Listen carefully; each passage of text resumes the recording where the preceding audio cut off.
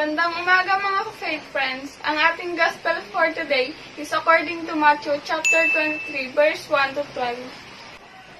Noong mga panahon na iyon, maraming ginawang batas ang mga Pariseyo na siguro okay lang sa mayayaman, ngunit pabigat sa mahihirap.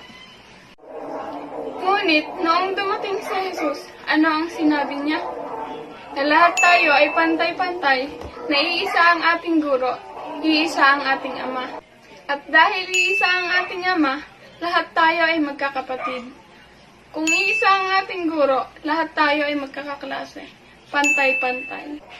At kung sino man ang nag-aakala na siya ay mas pataas, ay siyang ibababa.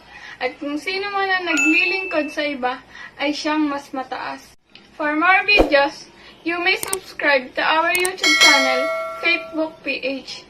Download the Faithbook app or view our website www.faithbook.ph. Thank you.